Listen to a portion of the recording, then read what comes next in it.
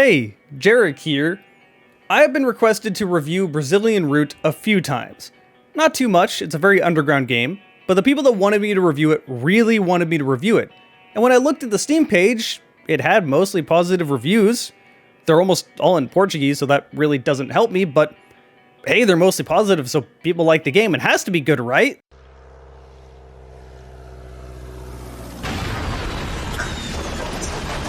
Look at that amazing CG. Why use CG? Why not just use the in-game graphics? That was like early 2000s CG. Oh boy.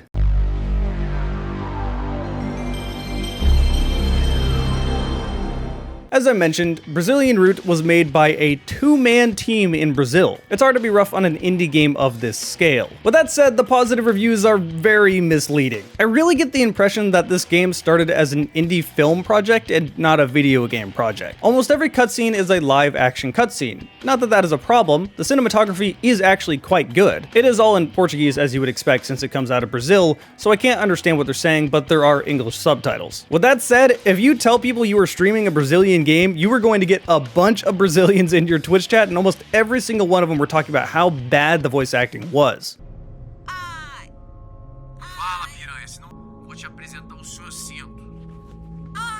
It's like she's faking an orgasm, just to make me not feel bad. It really doesn't help that the quality of these cutscenes are sort of all over the place. One moment you'll have this nice high quality pan over shot, the next moment you'll be staring at this screen listening to bad voice acting for the next 5 minutes. You will see this screen at the end of every single level, get used to it. And even in the worst case situation, you have this. Holy fuck, that was loud. Why is this cutscene so loud?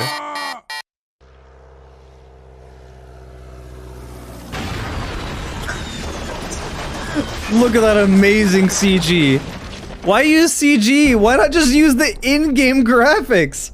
That was like early 2000s CG. Anyway, the concept for the story actually has a good amount of promise. The main character has turned to a life of politics. He initially was never interested in them, but now he's in the running. Well, during the middle of the election, his daughter gets kidnapped. And to be entirely honest, that's basically the whole story. Now, I'm not from Brazil, I obviously don't know everything about Brazil, I live in an entirely different hemisphere, but the one thing I do know about Brazil is that it's pretty corrupt. So the setup isn't unreasonable, and could lead to the story going in a bunch of different directions.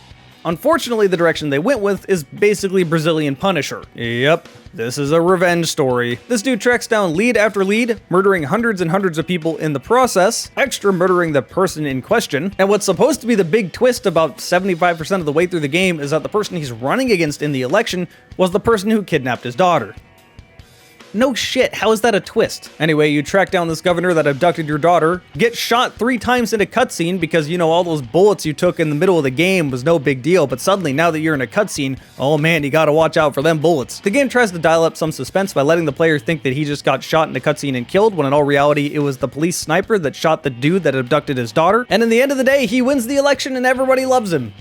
After he just murdered hundreds of people because someone abducted his daughter. What? This is literally Brazilian Punisher. So yeah, the story is really not good. And that's really unfortunate. With all the corruption happening in Brazil, there's quite a story you could tell. So why did you take it this way? Anyway, let's move on to the graphics.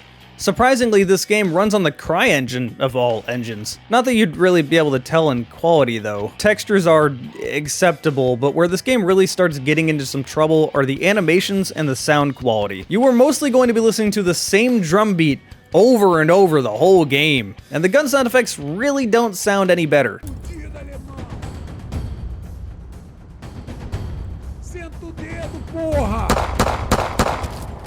But the animations are one of two things. They're either literally a Crysis 2 animation, like say with the pistol, or this weird looking ACR, or the animations that aren't ripped directly from Crysis 2 look like this. Yeah, that's pretty rough. What's even rougher are the melee animations. I like how these all just have... Man, look at that melee.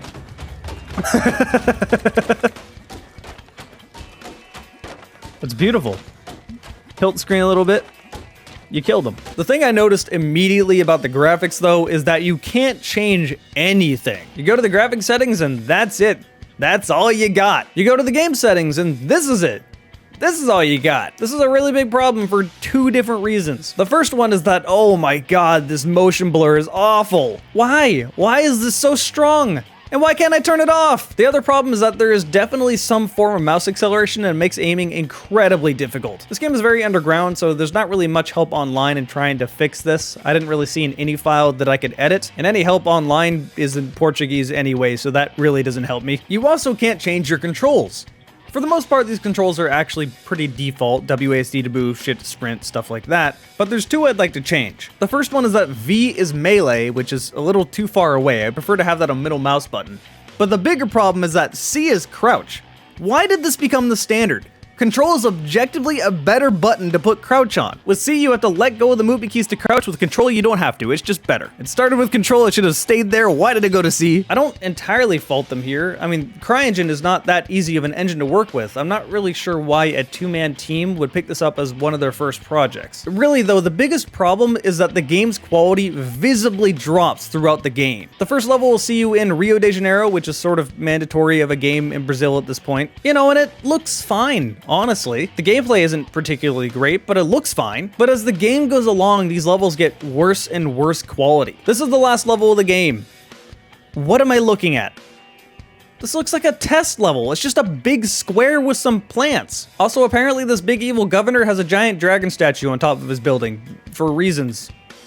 And also a roller coaster in his front yard. This level really is just super out of place. But as far as the gameplay goes, the best way I can describe Brazilian Root is that it feels like if Soldier of Fortune Payback was an asset flip.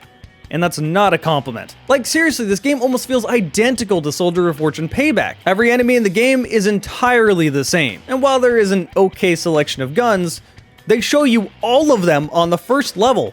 And don't give you much ammo. So more or less, once you've played this first level, you've played the whole game. It doesn't help that the guns don't really feel any different from each other. Like these two shotguns, same reloading animation, same range, same damage. They both hold 10 shells instead of 8 for some reason. They're literally the same gun reskinned. The assault rifles, they feel pretty much the same with the exception of the G3, which is the semi-automatic DMR style weapon. At least that's how the G3 functions in this game, you know what I mean. All the pistols feel the same with the exception of the Desert Eagle because it's the Desert Eagle, so it needs to be a little bit stronger. So yeah, this game is very repetitive. It does not at all help that these enemies are incredibly dumb. They will do one of two things.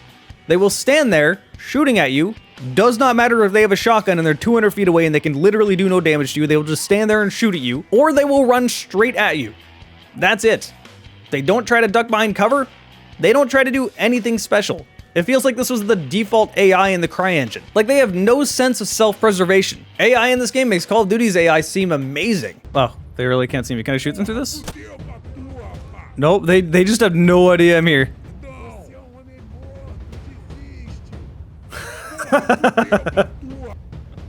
They're perfectly in sync. To give you an idea of how bad both the map designs and the enemy AI are, I spent one level doing nothing but running by the enemies, and that was fine. I beat that level. This is a huge level, by the way. You're on some dock somewhere. I don't really know. I wasn't really looking at it. Your nap point is on the total other end of the level. That's the end. That will trigger a cutscene. I just ran by all of them.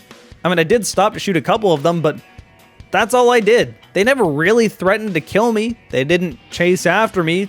They did nothing except stand there and shoot at me and not do a very good job of it. Not entirely complaining because good god, this level would have taken forever otherwise. I did the same thing on the next level where I just jumped over some hedges and sprinted by all the enemies, which actually presented problems because the enemies can see you through those hedges somehow. This is something you'll also notice in an earlier level. Enemies can aimbot you if you're in their line of sight. It doesn't matter if you're in the middle of a jungle and there's no way they could actually see you. They're gonna shoot you perfectly through the trees.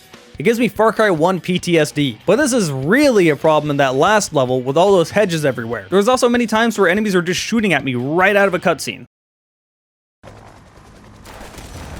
Oh, okay. That's a way for the level to start.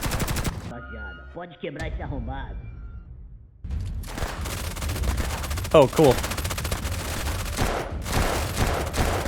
Do I have no cover here? Yeah, I have no cover there. That's nice. But the extra special thing is that at the end of every single level, there is a boss. And this is that red flag of a bad game.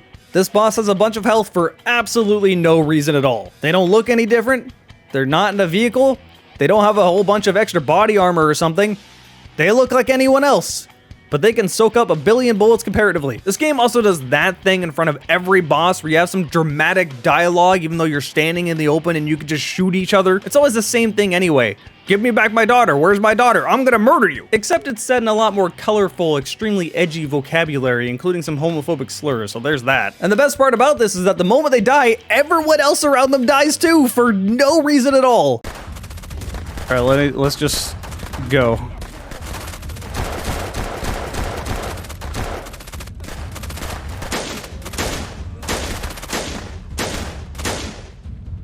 And then all the other ones just died.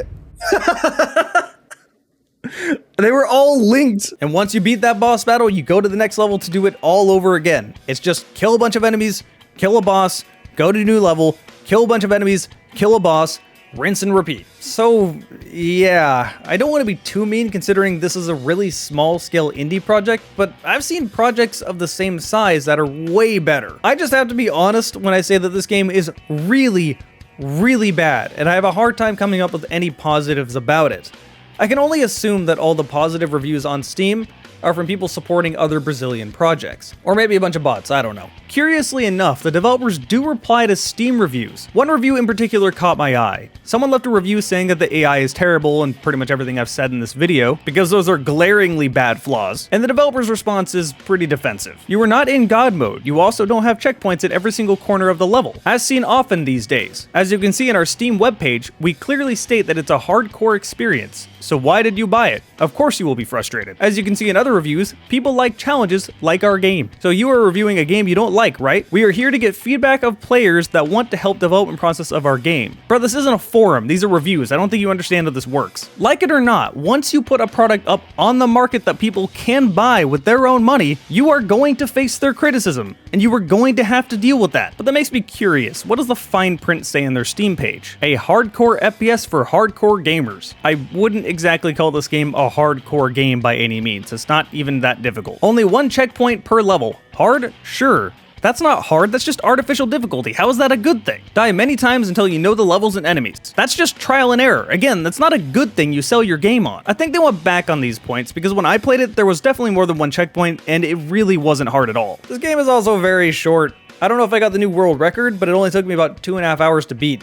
I wasn't even trying to speedrun it, it's just short. So yeah, this game is not good, and I really would not recommend buying it. But what I would recommend is checking out my Twitch, twitch.tv/Jarek4GamingDragon. If you subscribe, you get to see my videos ahead of time. For real though, big thanks to everyone that joined me over there. I got a bunch of brand new followers because like I said, if you stream anything that's Brazilian, you'll get a bunch of Brazilians that join your chat, and it's always a fun time. And of course, I want to give a big thanks to you for watching this video.